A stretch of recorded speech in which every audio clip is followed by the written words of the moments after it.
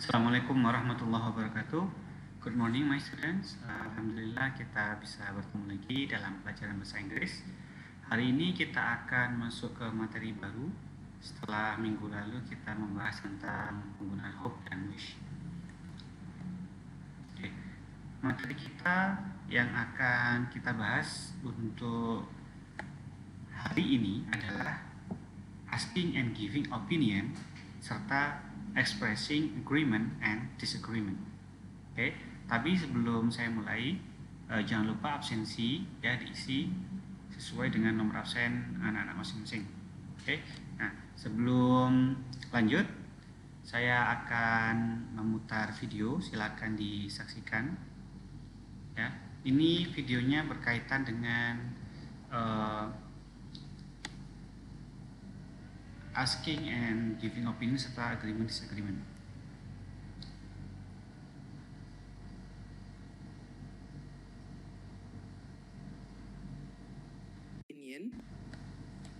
From my point of view,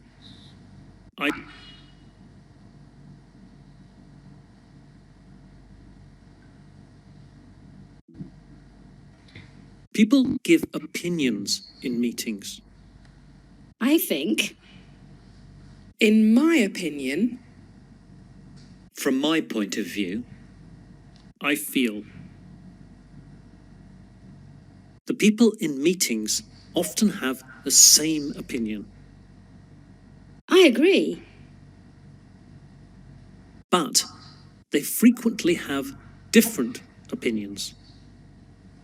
I'm afraid I don't agree. Here are some English phrases for agreeing and disagreeing in meetings. Agreeing is easy. Do you agree?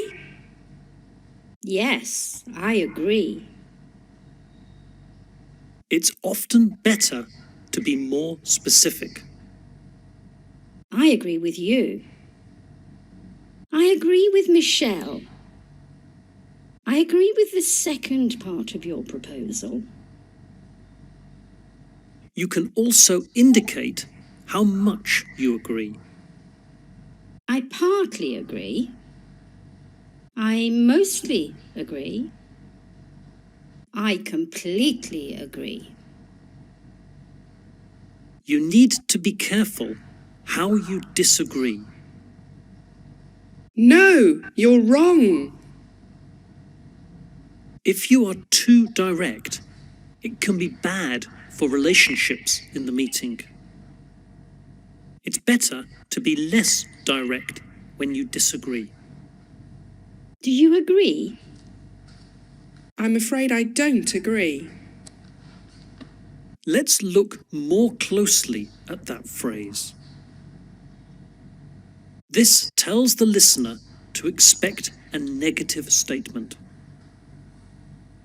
This allows you to put more emphasis on the negative. Listen again. I'm afraid I don't agree. It's clear you are disagreeing. You can also say, I'm afraid I don't agree with Ryan. I'm afraid I don't agree with your budget proposal. I'm afraid I completely disagree. You can practice agreeing and disagreeing with Stratford teachers. Oke.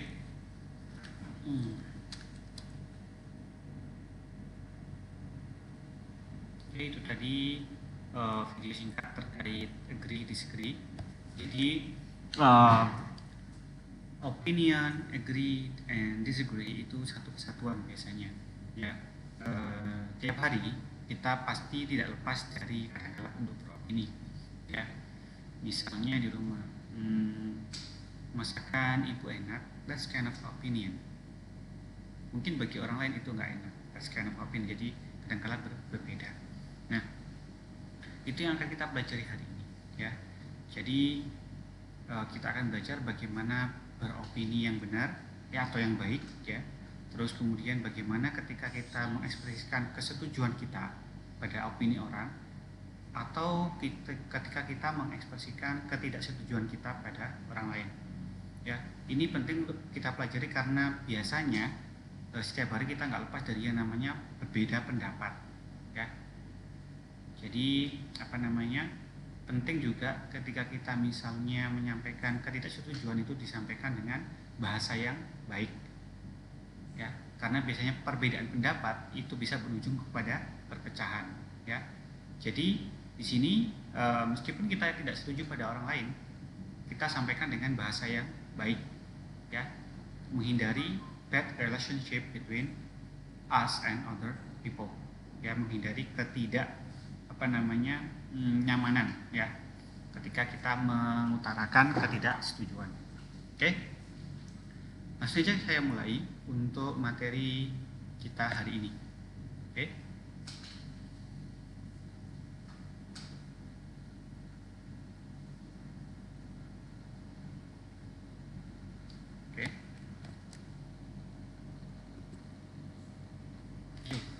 Tadi di video belum disampaikan terkait bagaimana ketika kita hendak meminta pendapat dari orang lain atau how to ask opinion to someone else. Okay. Sebenarnya mungkin ada berbagai macam variasi untuk menanyakan pendapat, tapi di sini saya fokus pada 3 jenis pertanyaan untuk menanyakan pendapat. Yang pertama ada what do you think about? Ya, what do you think about? Contoh, misalnya kalau kita beri kalimat dalam kalimat lengkap ada what do you think about my hair? Atau kalau mau kita ganti yang lain, what do you think about my drawing? What do you think about my performance? Dan seterusnya. Terus kita menuju ke pertanyaan untuk menanyakan opini yang berikutnya. Yang kedua, what is your opinion about? Ya, contoh pertanyaannya kalau kita taruh dalam kalimat lengkap, what is your opinion about Jane? Misalnya, what is your opinion about my school? What is your opinion about our teacher? Dan seterusnya. Yang berikutnya ada do you think? Contohnya, do you think Aska is handsome? Oke. Jadi semuanya menanyakan tentang pendapat seseorang. Oke. Next slide. Ini contoh asking opinion tadi kita gunakan dalam percakapan atau dalam dialog. Contoh yang pertama tadi, what do you think about my hair? What do you think about my hair? I think your hair looks great. Contoh yang kedua, pertanyaan kedua, what is your opinion about Jane? In my opinion, Jane is a kind person. Yang ketiga, do you think Aska is handsome? Bisa dijawab, yes, absolutely. Atau, no, I don't think so. Seperti itu. Nah, sekarang kita lihat, kita telaah beda dari 3 jenis pertanyaan yang menanyakan tentang pendapat. Yang pertama, what do you think about my hair? Itu secara makna ya sama aja dengan what is your opinion about my hair, sama aja. Bagaimana dengan jawabannya? Bisa kalian variasi. Misalnya, what do you think about my hair? In my opinion, your hair is kira-kira begitu. What is your opinion about Jane? I think Jane is seperti itu. Jadi tidak saklek I think itu untuk what do you think, enggak. In my opinion untuk yang what is your opinion, enggak selalu begitu, bisa dibulak-balik. Nah, untuk yang ketiga sedikit berbeda. Do you think Aska is handsome? Nah, ini menanyakan pendapat tapi bentuknya konfirmasi, iya enggak gitu.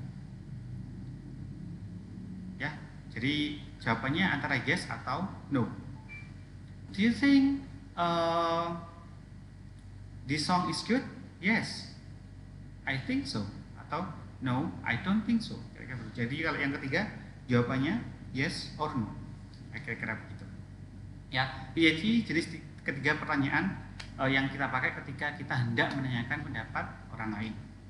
Oke. Kemudian berikutnya.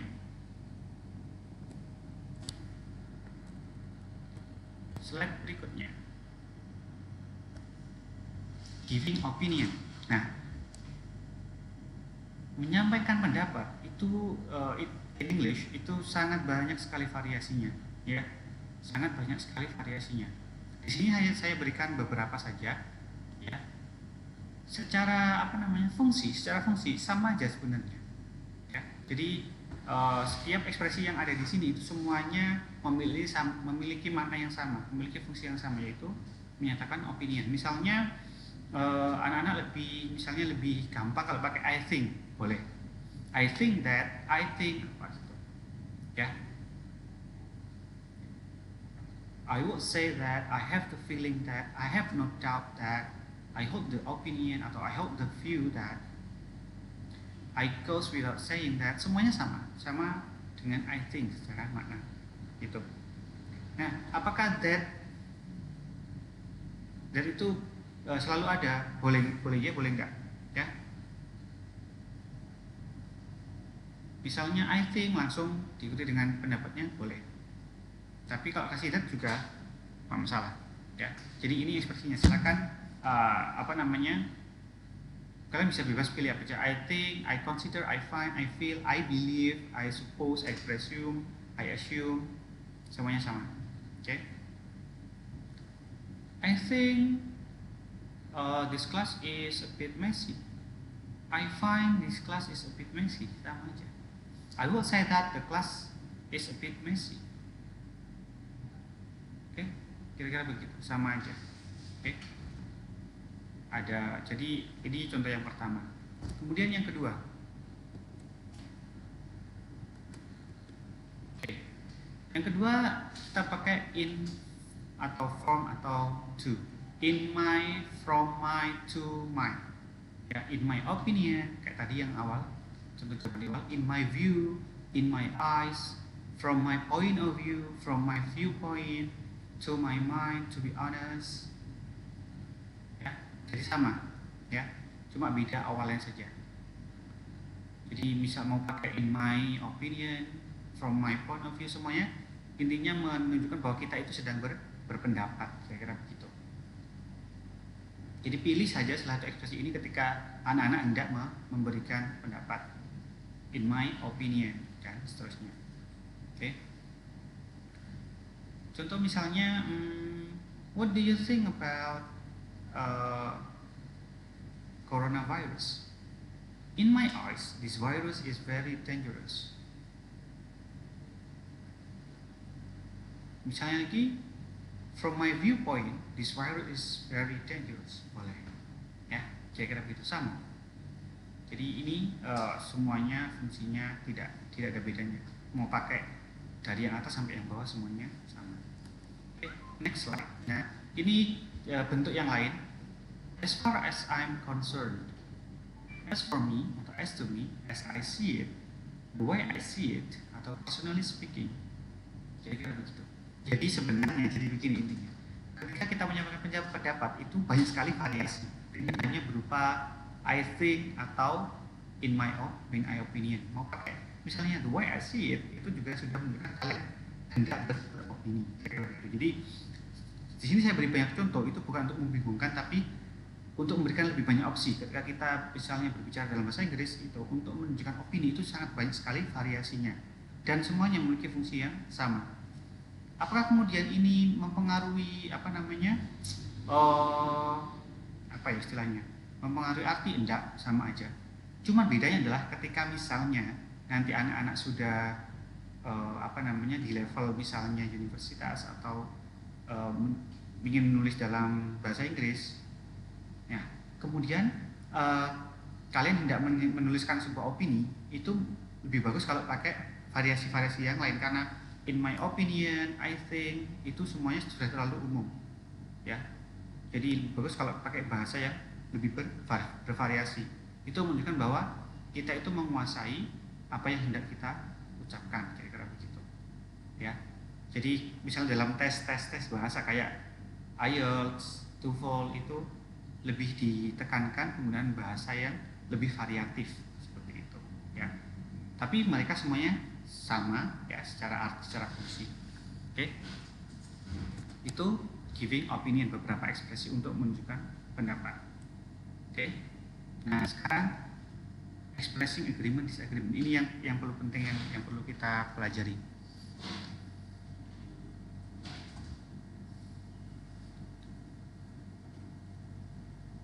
Expressing agreement and disagreement. Jadi kita mengekspresikan setuju atau tidak setuju. Nah, salah satu komunikasi yang sangat penting untuk dipahami adalah ketika kita menunjukkan kesetujuan atau ketidaksetujuan, ya. Karena ini seringkali kita kita alami, baik sadar atau enggak, di dalam kehidupan kita sehari-hari, ya. Kita sering sekali berpendapat, kita sering sekali setuju, enggak setuju, kira-kira begitu. Jadi kita perlu memahami itu, ya. Jadi bagaimana kita hendak menyampaikan kesetujuan kita dan ketidaksetujuan kita, oke? Karena penyampaian ketidaksetujuan atau persetujuan kita itu akan sangat berdampak pada hubungan kita dengan orang lain. Kalian bisa cek deh berapa sering perbedaan pendapat itu bisa menimbulkan perpecahan. Beda pendapat bahwa si A itu lebih baik dari si B, makanan A lebih baik dari makanan B, game A lebih baik dari game B, itu sudah bikin permusuhan, ya kan? Ya kan? Sering bikin adalah ketika ketidaksetujuan, aku nggak setuju nih, itu diiringi dengan perkataan yang tidak pas, tidak kurang tepat, atau bahkan perkataan yang buruk, itu yang bikin social relationship itu jelek. Nah, makanya di sini kita belajar bagaimana kita menyampaikan pendapat dengan menyampaikan ketidaksetujuan dengan bahasa yang lebih bagus. Tujuannya supaya personal relationship kita dengan orang lain itu bisa lebih aman. Kira-kira begitu. Nah, expressing agreement. Ketika misalnya ada pendapat nih, orang mengatakan, oh es krim ini enak nih, oh this ice cream is very delicious. Kalau kita setuju atau sepakat dengan pendapat orang itu, maka kita bisa pakai beberapa ekspresi yang ada di slide ini. Pertama, kita bisa pakai I agree with you, yaitu yang standar. I agree with you itu standar, biasa aja. Oke. Tapi bisa kita beri penekanan dengan menambahkan misalnya I really agree, atau I completely agree, I totally agree, I absolutely agree, I truly agree, untuk menekankan bahwa kita benar-benar setuju, kira-kira begitu. Jadi ada variasinya. Jadi misalnya this ice cream is delicious, I agree with you, boleh, tapi lebih enak, lebih istilahnya lebih menyenangkan kalau ditambah I completely agree, gitu, kita setuju. Oke? Atau bisa juga pakai contoh yang lain, I really think so, ya, I really think so, atau I believe so, kira-kira begitu. I couldn't agree more. Nah, I couldn't agree more itu maksudnya ya udah, saya sudah setuju banget gitu loh, nggak bisa lebih setuju lagi gitu maksudnya. Ini kelihatannya negatif tapi sebenarnya maknanya sangat positif. Artinya sangat setuju kalau pakai I couldn't agree more. Terus kemudian I have come to the same conclusion. Sama juga, I hold the same opinion. I have no objection whatsoever. I see what you mean and I must agree with you. I see it that way too. I share your opinion atau I share your view. I was just going to say that. You are right. You are right. Itu sudah menunjukkan kesetujuan. Kalau mau lebih penekan lagi, bisa pakai you are completely right. You are absolutely right.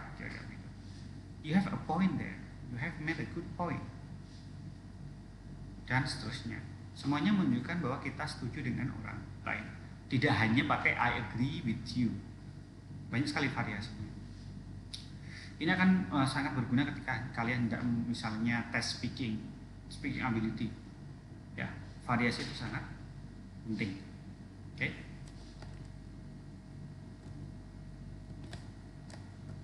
Jadi itu beberapa ekspresi yang sangat lumayan cukup banyak yang bisa kita gunakan untuk menunjukkan bahwa kita setuju. Seperti yang dibilang di video tadi, agree, ya, satu setuju dengan orang itu gampang karena kita kan setuju gitu aja, ya kan. Kalau kita sudah setuju sama orang, pasti orangnya senang gitu kan. Misalnya ayo pergi makan di misalnya di warungnya ini yuk gitu, oke yuk, itu kan setuju gitu kan. Nah, tapi masalahnya adalah ketika kita tidak setuju dengan orang lain. Kalau kita ngomongnya nggak benar, itu ada kemungkinan bahwa orang itu akan mungkin tersinggung, ya mungkin jadi bermusuhan pada akhirnya. Ya kan kita nggak tahu, ya kan. Nah, next. Nah,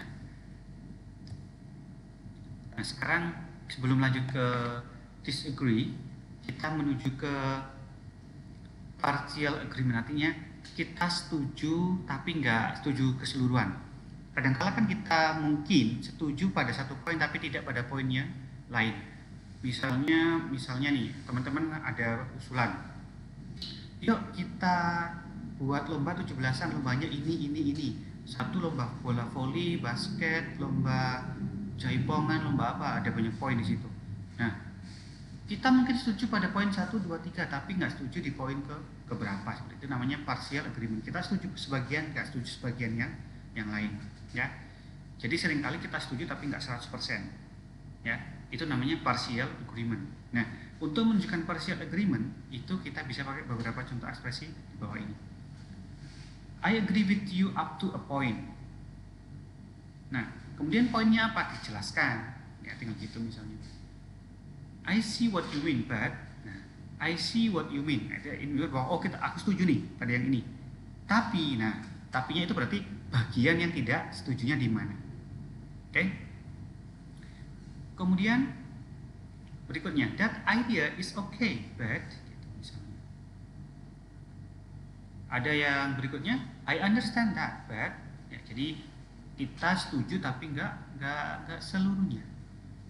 Satu lagi tadi yang disampaikan di video ada I partially agree, sama juga. Nah, ketika kita menyampaikan ini berarti kita misalnya ada preferensi lain misalnya. Ini juga bagus untuk istilahnya menjembatani bahwa ide orang itu kita terima dan kita sampaikan bahwa ada ide yang belum kita setujui atau yang kita tidak sepakat seperti itu. Ya. Jadi ini kita tujukan ketika kita setuju pada satu poin tapi tidak pada poin yang lain. Ya. Misalnya I think Rizal is a good boy. Misal terus dijawab, I agree with you up to a point. Ada alasannya. Dia baik sih, tapi ya gitu, kira-kira begitu. Ya, ada poin-poin yang mungkin kita tidak sepakat gitu. Oke, itu ekspresi yang kita pakai ketika kita menunjukkan setuju tapi sebagian aja. Gitu. Oke, next. Nah,